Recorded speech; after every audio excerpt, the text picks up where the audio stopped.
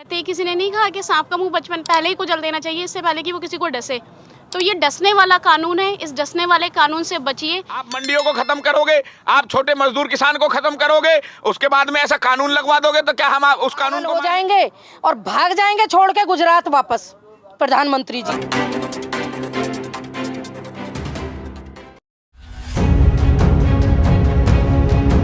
देश के प्रधानमंत्री ने कहा था कि मैं किसानों से एक कॉल दूर हूँ, क्या वाकई में वो आपसे देखो, ये इस बात की जानकारी तो देश के प्रधानमंत्री जी दे सकते हैं कि वो एक कॉल की दूरी पे हैं या 1 मील की दूरी पे हैं। अभी किसानों से कोई वार्ता नहीं हुई है, किसान निरंतर वार्ता करने के लिए तैयार है।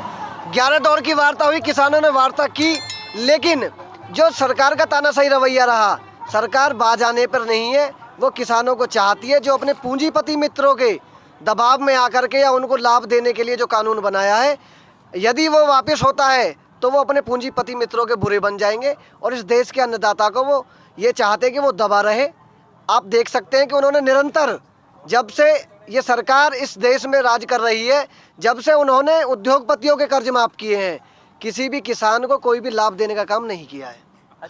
आज इनको क्या हो गया है प्रधानमंत्री जी को, आज अमित शाह को क्या हो गया जो गृह मंत्री बना बैठा है तथाकथित। आज राजनाथ सिंह, हम ये फिर बार बार कह रहे हैं कि राजनाथ सिंह वाकई किसान की पीड़ा को समझता है, क्योंकि वो भी चंदौली जैसे डिस्ट्रिक्ट से आते हैं जो बहुत ही पिछड़ा हमारे यहाँ उत्तर प्रदेश में जिला है। उनको पता है किसान की दुर्दशा।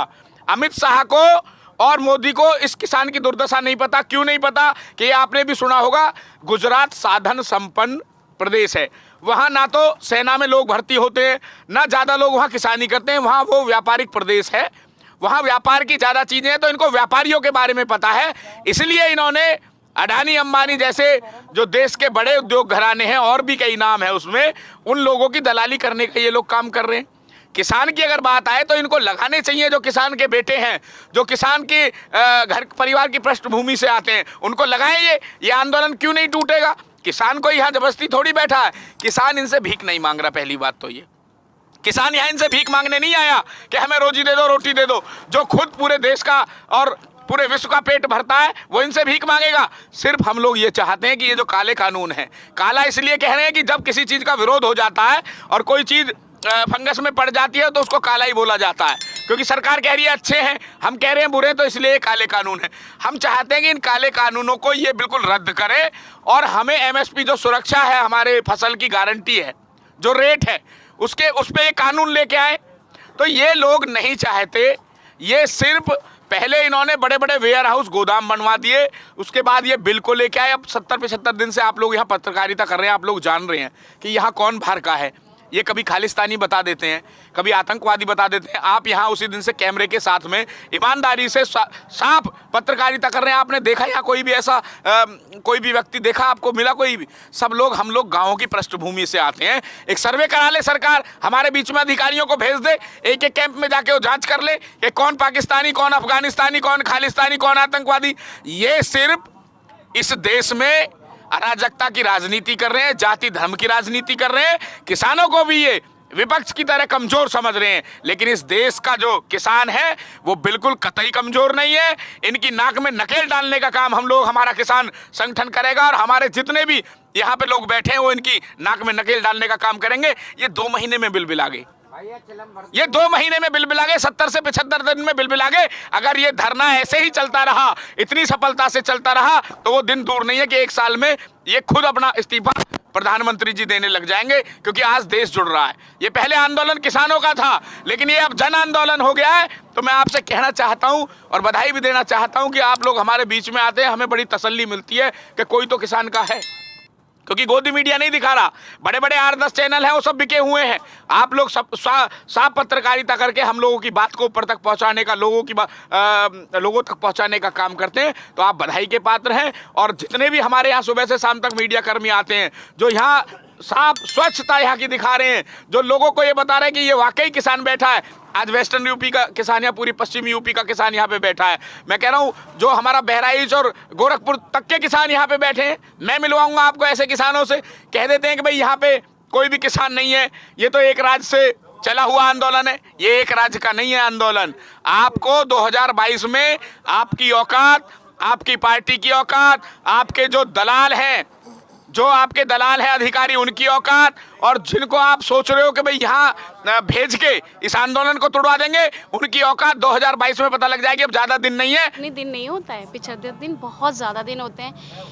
किसान भाई अपनी फैमिलीज़, महिलाएं जो यहाँ पर आई हैं वो अपनी फैमिलीज़, हर कोई अपनी फैमिलीज़ छोड़ के यहाँ पे बैठा हुआ है। दूसरा, हम लोगों ने एक रोड पे बैठे हुए हैं। आप ये देखिए किस कदर मुसीबतें और दुख मुसीबतें हम लोग यहाँ पे उठा रहे हैं। सर्दी जैसी भयंकर सर्दी में भी वो लोग यहाँ पे सर्दियों में बैठे हुए हैं और हमारा ट्रांसपोर्टेशन रुक रहा है। तो इसमें कहीं ना कहीं हमारे देश का नुकसान हो रहा है, हमारे किसान भाइयों का नुकसान हो रहा है और अपनी देश का भी नुकसान हो रहा है। तो इस नुकसान को जल्दी ही ख़त्म करने के लिए हमें आपस में एक दूसरे से मिलकर समझौता करना चाहिए, ताकि हम देश हित में कुछ अच्छा फैसला ले सकें। और मेरी मोदी जी से यही रिक्वेस्ट है कि मोदी जी, ये अपने भाई हैं, कोई पराये नहीं है। आप जिनके साथ इस कदर गलत नाजायज़ आप कदम उठा के बैठे हुए हैं, आपको इनके बारे में सोचना चाहिए। इनके बारे में नहीं, देश के हर नागरिक के बारे में सोचना चाहिए। मैं तो एक अपील भी करूंगी आपके माध्यम से कि हमारे देश के कोने कोने में जितने भी हमारे लोग हैं, उनसे मैं सबको बोलूँगी कि आप लोग सपोर्ट करिए इस किसान आंदोलन को, क्योंकि ये हमारे ही हक़ में है। आने वाली परेशानी जो आपको नहीं दिखाई दे रही है, लेकिन किसान भाइयों ने वक्त रहते देख लिया और उस परेशानी को दूर करने के लिए एकजुट होकर वो यहाँ पे बैठे हुए हैं। तो हमें उन्हें सपोर्ट करना चाहिए, क्योंकि ये हमारे बड़े हैं जिन्होंने वक्त रहते हमारी मुसीबतों को देखा।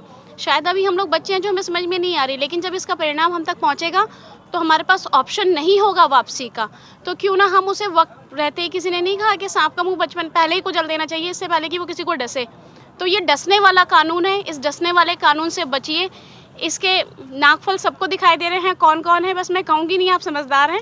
कृषि मंत्री ने कहा कि ये ऐसा कानून, इसमें काला क्या है, जो काले कानून बताए हैं? उनकी आंखों का चश्मा उतार के तो देखें, उनकी आँख ही काली है। अगर उनकी दिल काला नहीं होता ना, तो वो इतना काला काला लोगों के लिए नहीं सोचते।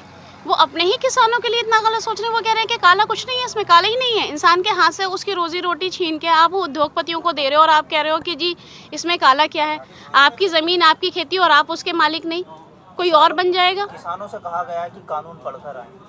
किसान बहुत पढ़े लिखे हैं, आपके अंदर कमी है। आप अपने जहन को साफ करके देखिए। और मुझे लगता है आपको शायद पढ़ना नहीं आता, लेकिन आप हायर तो कर सकते हैं ना, तो पढ़े लिखों को हायर करिए। और ना कर सके तो हमारे किसान भाई को साथ बिठा लीजिए, वो आपको बहुत अच्छे से समझा देगा इसमें काला क्या है। भाई उन्होंने तो बोला है कि एक फ़ोन के दूर हैं, एक कॉल दूर हैं, लेकिन वो नंबर हमें पता नहीं चला। बहुत कोशिश की, पूरे देश ने वो कोशिश की कि वो नंबर कौन सा है जादुई, जो जिस एक फ़ोन से हम फ़ोन मिलाएं और प्रधानमंत्री से बात हो जाए, लेकिन वो एक फ़ोन नहीं मिला। मैं एक किसान एकता संघ की राष्ट्रीय अध्यक्ष हूँ महिला मोर्चा से।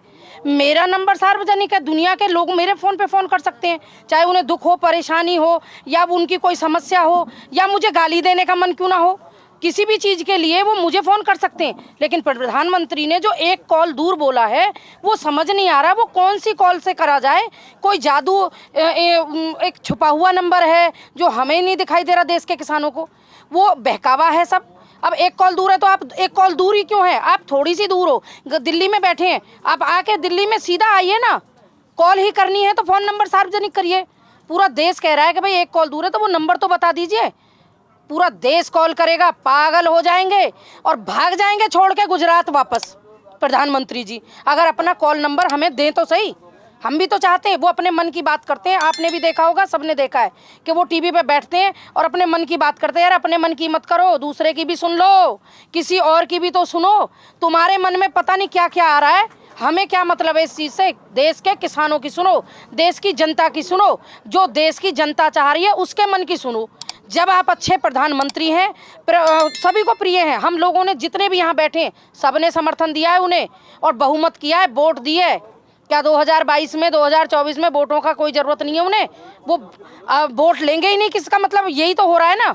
इसीलिए तो किसानों को नहीं देखना चाहते हैं, वो अनदेखी कर रहे हैं। छोटे छोटे बच्चे हैं, छोटे छोटे यहाँ बुजुर्ग, बड़े बुजुर्ग हैं, सभी लोग हैं। 195 किसान मर गया, शहीद हो गया। क्या उन्हें 1 मिनट का फुर्सत मिली? नहीं मिली। वो तो अपनी यात्राएं कर रहे हैं। भाई बाहर विदेशों से बिजनेस ला रहे हैं, किसे देंगे उस बिजनेस को? अडानी अंबानी को। इस देश के युवा को रोजगार नहीं मिल रहा। कभी रोजगार पे बात होती है? कितने लोगों को रोजगार मिला है 7 साल में? 7 साल होने जा रहे हैं उनकी सरकार को, अभी तक तो किसी को रोजगार मिला नहीं। जो उल्टे जो रोजगार लगे हुए थे वो इस कोरोना काल में बेरोजगार हुए और उन्हें निकाल के अपने अपने घर जाना पड़ा, चाहे वो बिहार का था, चाहे वो मध्य प्रदेश का था। दुनिया का सारे बच्चे जो किसान के आज 2 रोटी कमा रहे थे, रोजगार कर रहे थे, उन्हें घर लौटना पड़ा और उसे किसान ने गले लगाया। जो उद्योगपति इनके मित्र हाथ उठा बैठे, उसको किसान ने सर माथे लिया और उन्हें सम्मान दिया और पूरे देश की अर्थव्यवस्था को संभालने में प्रधानमंत्री का साथ दिया। तो क्या गुनाह किया क्या किसान ने, जो आज किसान को इतना इग्नोर कर रहे हैं?